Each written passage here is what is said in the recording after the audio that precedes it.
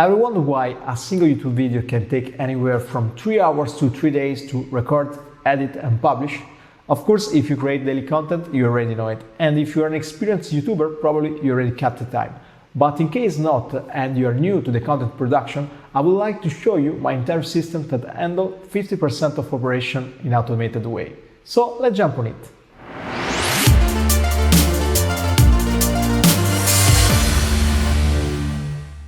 So here we are inside the workflow where I will show you how this entire system works and how with the new method 50% of manual operation are now handled by automation.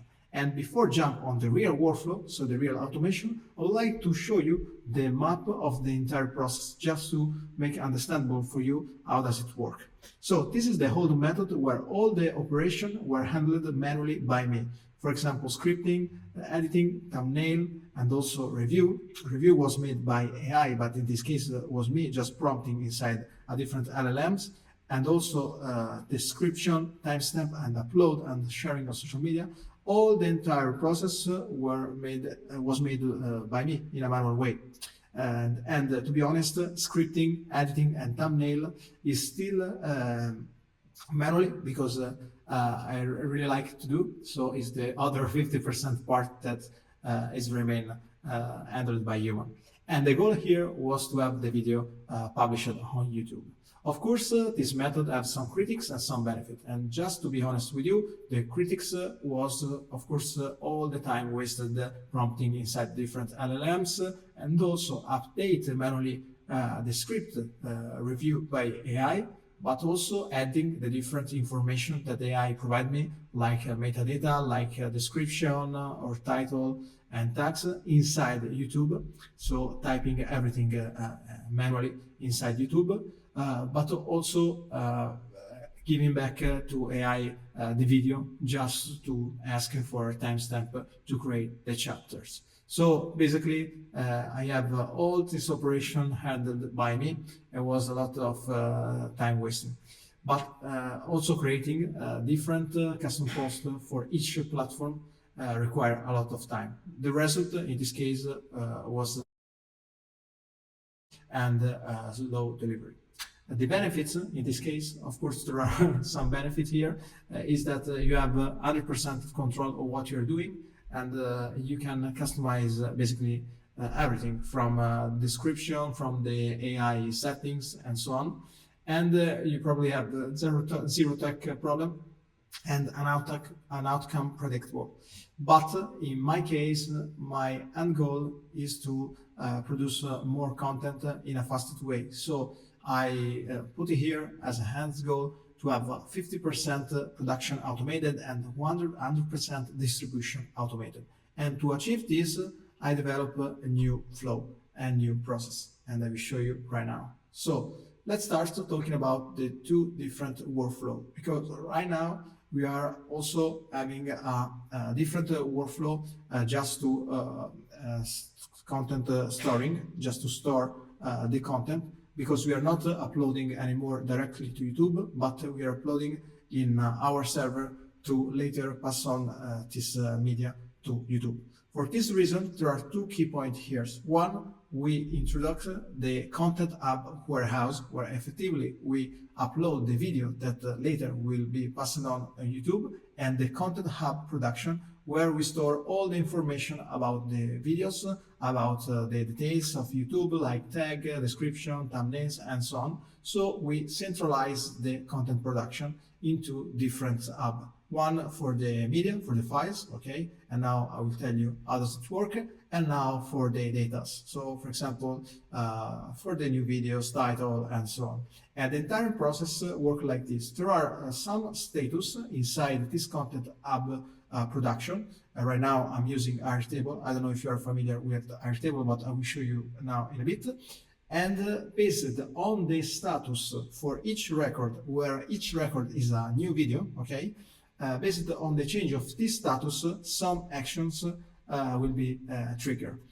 And the new method include also the things that the blue here, the blue area, are automated. So I don't have to prompt, for example, here to have the script review by AI, but is done by an automation. So the description plus timestamp and also the uploading. And the goal, of course, is the video published on YouTube. On the other side, as I told you, now we have this warehouse where I'm storing temporarily the videos, sorry for the mistakes, and the thumbnails to recall it later, okay, to provide the flow, the automation flow with the right video and the right thumbnails and delete after I upload on YouTube. So basically, in this case, the warehouse is temporary because the video came in, I use the video to put inside the content hub production and to take this data to deliver on YouTube, to upload on YouTube, and later I will delete this video and these thumbnails. So I think this makes sense, but I will show you in a bit here inside Airtable and also inside the different automation. I want to talk also about the critiques and the benefits of each new process. In this case, there are some areas that are still manual because, as I said, I still like record this kind of video. So editing, scripting, and also create the thumbnail are still manual because I like, and this is the 50% part that keep the human in the loop. But on the other case, in case, for example, I will create a faceless YouTube channel, I think I can reach 100% of automated content generation. So other critics here are naming convention mistake. We have to be very careful because in case, for example, in Airtable, our content hub production, we have videos called Lorenzo with a capital letter, and inside the warehouse we have, for example, Lorenzo 1, okay, or maybe Lorenzo B, okay. In this case, there will be a mismatch of the two different items, and for this reason, we have to keep the same naming convention. So this is a critics if you don't take the right details. And also API connections limitation, because of course we are using API in different way, not just for the uploading on YouTube, but also for different actions that I will show you in a bit inside the automation. The benefit, of course, as I told you at the beginning, we have now 50% of the process is automated. And we have also a hub where we have a content overview centralized, and AI is taking care not just of the output, but also of the input. So I don't have to do prompt inside different LLMs. And in case I need to delegate, maybe in the future for, I don't know, at the editing part, the person who will jump inside the Airtable will understand everything. And so it's easy to delegate.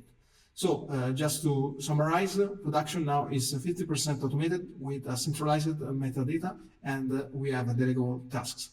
On the other side, related to the warehouse, of course, there are some critics here as well, and so some benefits. For example, we have some VPS cost and capacity limitation.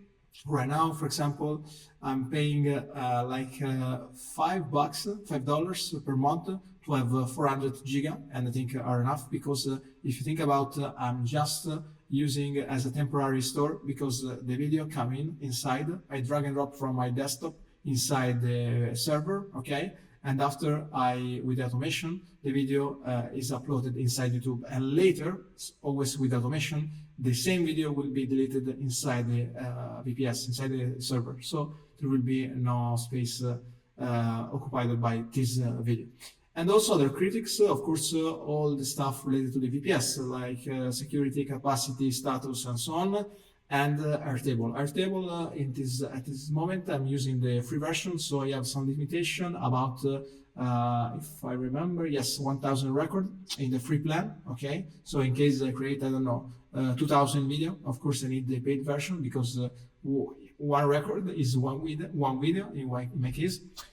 So 1,000 is the limitation, and also 1 giga of capacity. I use just to put the thumbnail, so I think 1 giga is enough for me for a lot of video. And the benefit here is that I have now a centralized system, and also it's customizable because I can change something inside Airtable or inside my VPS, and is okay. Of course, you have to update the automation. And it's great for scaling content production. If you're thinking about creating a lot of content and maybe you want to centralize hub to have all the details, all the video, and maybe you want to automatize the part not just about the uploading YouTube, but also the part of scripting, okay, and also editing, because we can also talk about editing in an automated way, but not in this video. This is perfect to have this kind of central hub. And also it's perfect to keep track of the KPIs, because in the future, in the version 1.1, because this is version 1.0, I will add also the social sharing part and also the statistic retrieved by from YouTube, okay, by the same automation. And if you are a nerd like me, you can create alerts in your Slack, for example, to get notified if your video gets viral. And I think it's amazing if you are thinking about to create once a lot of video putting inside your content hub in Airstable and just put all the data for scheduling. So you can have a central hub. This is real amazing for creators that don't want to use a private software, but they want to create a custom solution. So in this case, right now, the process is like this in reality. Basically, when I have a new content idea, I start to creating the script. Of course, not all the video require a script, like this one is freestyle, but in case some articulate video needs a script, so I create script manually, and I put inside their table, now I will show you, the needs review status. And this will trigger the automation that will send to AI the script to give me back the script review with an alternative. And the same for record, edit, video, and thumbnail. When I finish all the record and when I finish, to record the video and the editing, all the stuff, and I drag and drop the video inside my VPS. It's very easy because you can use tool like CyberDuck and connect with your VPS inside your computer. So basically, it's really drag and drop. Is like copy and paste from your Finder, from your download. I don't know where you save the video to the server in one click. And this will trigger needs metadata. In reality, it will not trigger. You have to change yourself need metadata in this case, because as I said before, I didn't automatize 100% of the operation because I still want to have some controls about the entire system. But in reality, I could also automate the status update as I did in other situations that I will show you in a bit. And this will give me, of course, the output by AI. So I will have the metadata for YouTube video, for this specific video by AI. So I will have like titles, 3 alternatives. I will have description, text, and so on. And also, as I told you, when I put my video on the VPS, this will, and I update the video status to ready to publish. Okay, this will trigger effectively the video upload inside YouTube. But let's jump inside Airstable so I can show you what I told you now in a real scenario. So basically, here we are. So this is a video that I'm recording right now from 3 days to 3 hours, how I automated 50% of my automated video workflow. And this is the original video.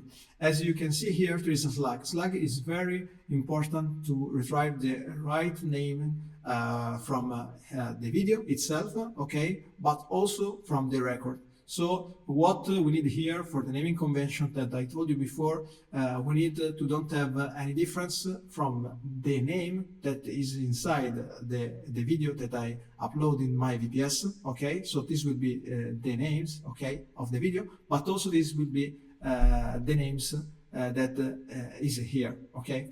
And with some manipulation, we will cut the initial part of the data.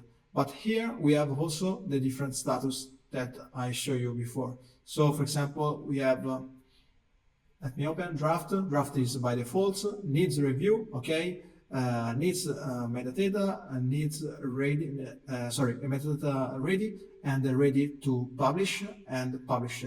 There are some status that are changed automatically by automation, and in this case is reviewed, metadata ready, and published, and some, for example, needs review, needs metadata ready to publish, that I update manually just because I want, okay, but I could also automate these three status. For the title, as you can see, we have different, I maybe put extra tool here so you can watch a bit better. Okay, so for this video, I already have three different alternatives provided by AI, in this case by GPT, okay? And we have shoot data. Shoot data is important because it's part of the title. We have script URL, where I paste here the script from Google Doc. We have the chapter JSON, in this case very useful for the description, because this will create the description for the YouTube videos. And we have the description provided by AI. Same for the tags. Tags are strictly correlated to the description. We will have here the video ID when the video will be uploaded, like this before. This was an example, and the YouTube URL. We will also have the published date, useful because we can filter also here for months, and you can see how many video you publish in a specific month, and maybe if you want, you can create different dashboard. And here in the next version, the version 1.1, we will have the URL of the post, the different posts from Instagram, Facebook, LinkedIn, and so on. And two fields from Airtable, useful to see the last modified time, and the thumbnail, just to check if the name of this thumbnail is the same of the thumbnail uploaded inside the VPS. So there will be no mismatch in this case, because if this is called Lawrence and the other inside the VPS is Lawrence, I'm sure that the thumbnail will be correct. So in reality, I just could insert here the name of the thumbnail, okay, without uploading the attachment. But right now I like to have the attachment here. So let's jump inside the real automation so you can see how everything's working. Okay, let me check here.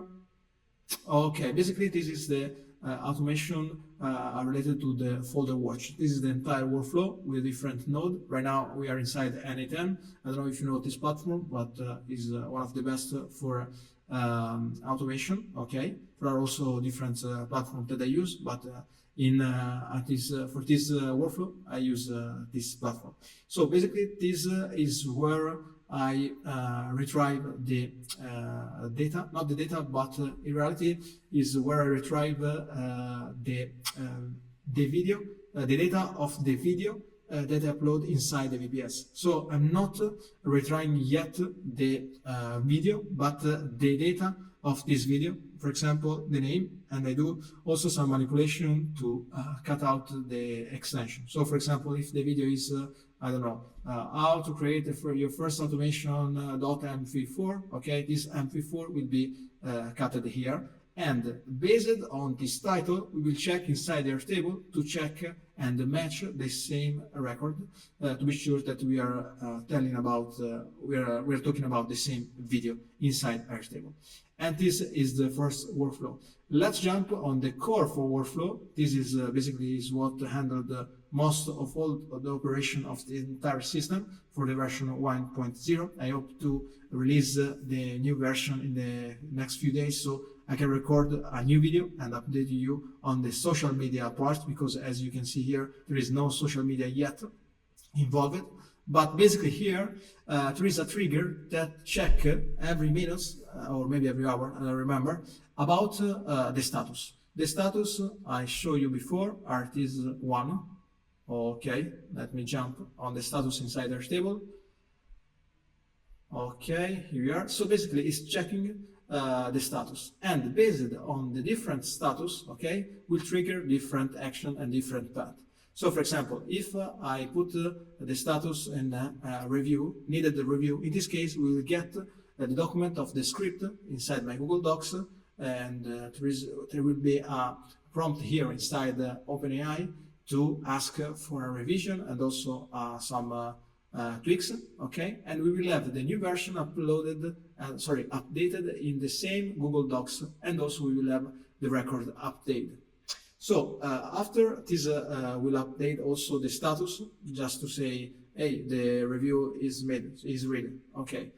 And for the for the status here needs metadata. In this case, when I finish to upload, to edit the video and upload inside the folder here, I'm saying, okay, now I need metadata.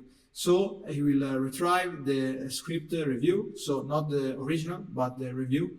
Of course, here I will check if everything is good, and GPT will provide me the entire metadata information as a title, like title, yes, title, also description, text, and JSON chapter. For this reason, there is a node related to the code. And also will update the status as metadata ready.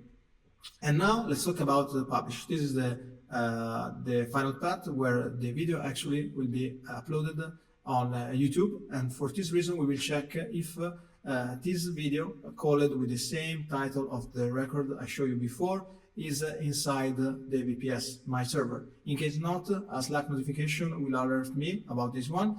In case yes, we will upload the video inside YouTube with all the information taken from the others nodes, and we will also create the thumbnails and uploading the thumbnails. The thumbnails in reality is not created, but is retrieved from what I uploaded inside the VPS, my server, okay? And after all this entire process, we will update the status here in our table to say, okay, published. So effectively, we have our videos updated and uploaded inside our YouTube channel. And to finish this process, we will delete from the VPS, the server, the video that right now is already online. So guys, I think this makes sense for you, and also I hope to explain better and make for you understandable, because it's a bit tricky, but is very useful for people that have a lot of content to produce and to upload daily. And in the version 1.1, you will see how, thanks to this automation, I will create different formats for different social media, and also I will upload in the different platforms in automated way. So I hope you liked the video, and in case you're not subscribed yet, please consider to subscribe to the channel so you can be updated to the version 1.1 of this system. And in case you like this video, please hit the like button and also give me your thoughts in the comment section. Thank you very much for your attention, and see you in the next video. Bye.